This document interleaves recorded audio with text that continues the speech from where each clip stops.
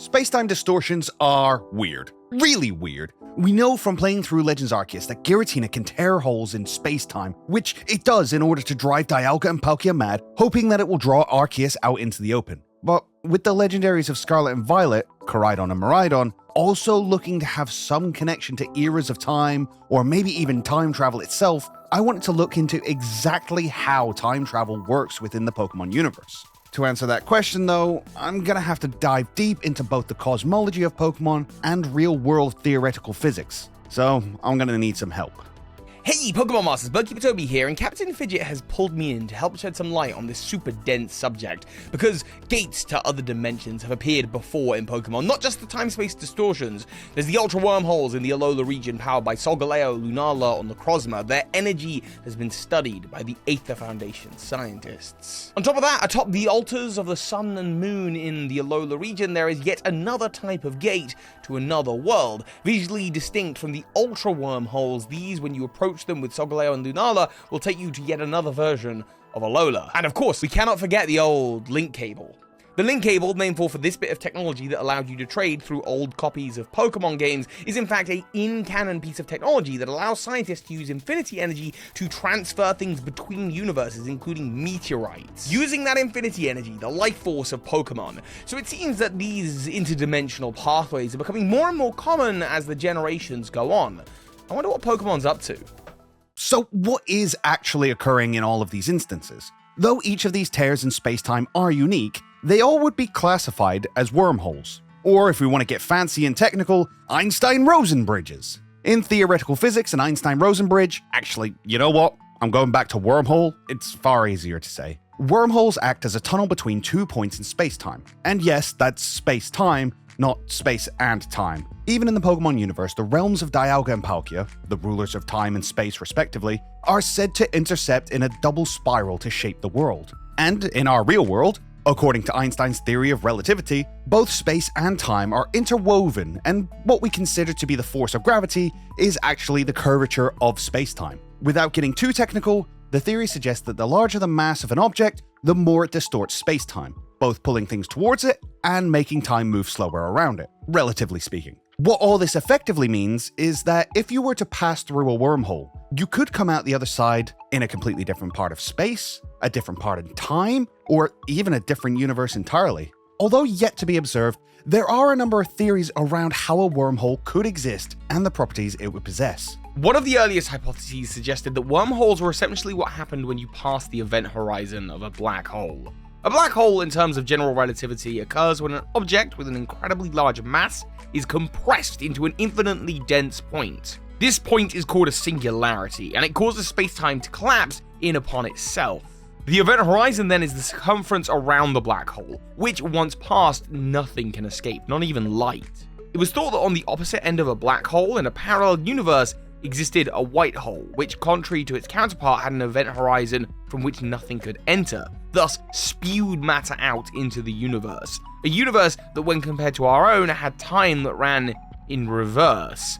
This theory is the one that best describes the warp holes atop the altars of Sun and Moon in Alola. When you approach the warp hole with either Solgaleo or Lunala in your party, you can pass through into the reverse world, a parallel universe where the altars and lakes in Alola have been switched. And although time does not run backwards, day is switched to night, and vice versa. When in the reverse world, the warp hole is replaced with an Ultra Wormhole. I believe that this is due to the influence of Solgaleo and Lunala.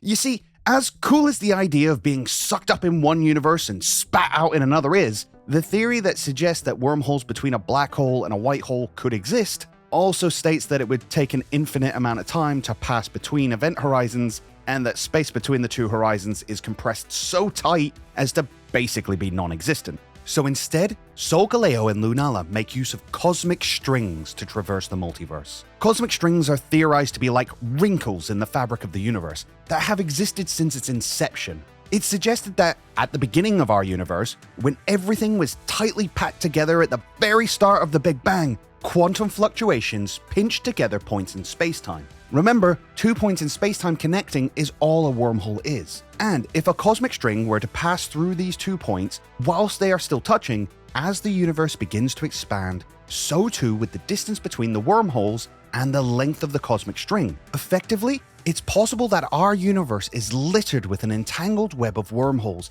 that have been there since the very beginning, drifting ever further apart, held open by the cosmic strings that interweaves them. If we were ever able to find such a thing, we would have a shortcut through the universe that we could traverse instantaneously, like an intergalactic highway. Just like you see during an Ultra Warp ride. Traveling on the back of Lunala or Solgaleo, you traverse an interdimensional tunnel, with multiple wormholes intersecting it. These tunnels send you to the farthest reaches of the universe, or even other universes altogether. The Sword Pokedex entry for Solgaleo and Lunala's pre-evolved form Cosmog states clearly that this Pokemon came from another universe. To accomplish this form of travel, both Pokemon enter their altered states. Solgaleo transforms into their Radiant Sun phase, and Lunala into their Full Moon phase. A third eye appears on their foreheads, a symbol generally representing a higher consciousness and true understanding of the universe. And the star shape that is usually present transforms into streaks of light, similar to how jumping into hyperspace is depicted in many sci-fi shows and movies. They radiate light, and it is that light that could be working as the strings that hold open the Ultra Wormholes. As it is also known that in ancient times, the light that shone from Ultra Necrozma held open the Ultra Wormholes between a number of worlds, including Ultra Megalopolis. The Aether Foundation did find a way of opening Ultra Wormholes using the gas of Cosmog, but without the light of its final evolution, these wormholes were only able to stay open momentarily, and the destinations they link to are completely random. Hello! So, that explains the wormholes that exist across space and even those across universes. But what about through time? Bringing us back to Giratina. How are they opening space-time rifts? As opposed to the light trio's cosmic strings holding open their wormholes, Giratina is using something altogether more exotic. Very specifically, something referred to in theoretical physics as exotic matter. This is a matter unlike anything we have observed in our universe because it has negative mass. Remember, space-time curves inwards around objects with large mass, so having negative mass would curve it outwards and repel other objects away from it. As such, it is thought that exotic matter like this could be used to stretch open the throat of a wormhole and hold it stable. And we know that Giratina was born from Arceus at the same time as Dialga and Palkia, who themselves are the rulers of time and space. But we have never been explicitly told what Giratina was created to be the ruler of. We do, however, see that within the Distortion world, the realm to which Giratina was banished, gravity doesn't behave the way we would expect it to. Is this simply the lack of influence from Palkia making space go wonky? Or is it a sign that Giratina possesses power over exotic matter? I personally like to believe the latter. Now for the time travel bit, and believe it or not, this is where the physics gets complicated. You see, time travel via a wormhole should theoretically be possible, but it's not as simple as picking a point in history and jumping through. Instead, as stated earlier, an object with a large enough mass warps space-time so much that it is stretched out and will move much slower for anyone around it relative to a distant observer. The cool thing is because we know that what we refer to as gravity is technically acceleration through space-time, that also means that the faster we travel, the slower time moves for us. This happens to us down here on Earth in our real world too, but it's all happening at an imperceptible level. However, if you were able to travel close to the speed of light, time would move much slower for you relative to the rest of the universe, allowing you to effectively travel into the future. To go the other way though, that's a little trickier, but follows the same principle. If you had a wormhole with its two openings and accelerated 1 to or close to the speed of light whilst keeping them connected, the entrance that you've accelerated would remain frozen in time, whereas the other one would progress normally. So if you were to jump into the stationary wormhole and come out the other one traveling at the speed of light, you would be traveling back in time to the point when you started accelerating it. Although I'm not sure how Giratina would have the power to accelerate the space-time rifts in Hisui to near light speed in order to make this work in game. It's still a game, Toby. And as cool as it is to recognize the influences that are taken from real-world physics, they are still allowed to take some creative licenses with how wormholes work in the Pokemon universe. Exactly like they did with the Link Cable. The Link Cable was introduced in the post-game of Omega Ruby and Alpha Sapphire, developed by the Devon Corporation as a means to deal with the meteorite that was headed towards Hoenn. The Link Cable would have used infinity energy to remove the meteorite from their universe. As Zinnia later explained, doing so would have actually created a wormhole between their own universe and another. They would have been simply sending that meteorite to hit an unsuspecting world instead. This was the first in-canon explanation we ever got for the Pokemon multiverse, with each individual game representing a single universe within that multiverse. The name link cable being an homage to the original way you would connect these games, or universes, which was via a physical cable called a link cable. In this same post-game, we find out that Infinity Energy is based off the life force of Pokemon. As such, we can conclude that within every Pokemon exists the capability to create a wormhole. It would, of course, require a large amount of energy and knowledge of how to utilize it. For instance, let's take teleportation, which we can kind of consider as wormholes, except on a much smaller scale. The link cable is even said to be based off of the same technology as the teleporter pads found throughout the game. This next bit is complicated, but I'll try to keep it simple. Due to time being a physical dimension, we move through time and exist at points along it. If you were to draw a line between all of these points, you would draw what's called a world line, which is essentially every point that you've ever existed at throughout time.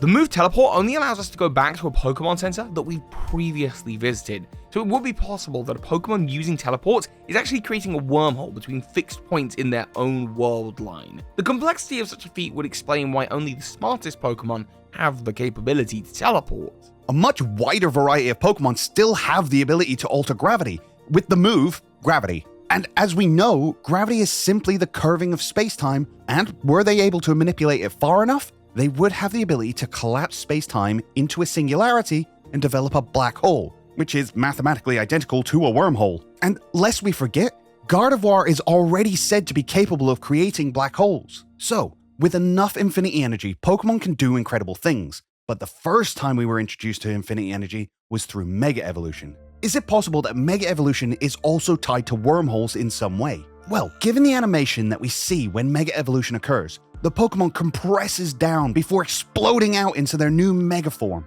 Could this represent them compressing into a singularity? If so, it could be suggested that the power gained via Mega Evolution is not their own, but instead infinity energy that is being drawn from parallel universes. This would explain why it's said to be so painful for Pokemon to go through this process, and why they are able to push themselves past their previously established limits. That's not surprising when you consider that traversal via a wormhole is theoretically possible, but we're still not sure exactly how it will work nor the ramifications of doing so. It could be incredibly painful for us, or take an infinite amount of time. We're just not sure.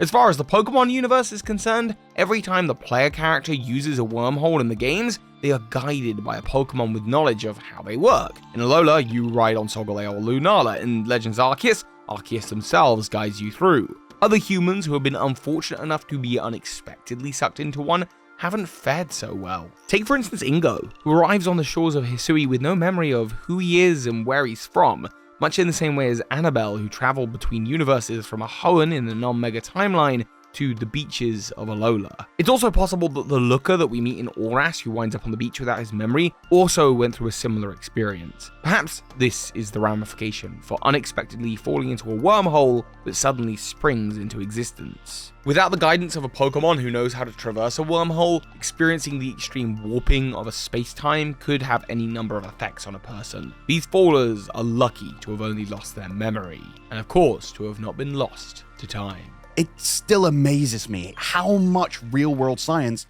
theoretical or otherwise, Game Freak makes the effort to include in their games, even if some creative license is taken from time to time. With traversal across space-time becoming more prevalent in recent generations, the possibility for where future games could take us and how it is implemented for Koraidon and Miraidon are, dare I say it, infinite. And if you're interested in the wibbly-wobbly mess that is time within the Pokemon universe, you might be interested to see how some people are able to defy time and the progression of it to become immortal. Check that video out here, because that's going to do it for today, guys. Thank you very much for watching. We hope you enjoyed it, and we hope you join us again on the next one. But until then, catch you later. Be sure to subscribe, like, comment, ring the bell, do all the YouTube things, and I shall see you on the next episode.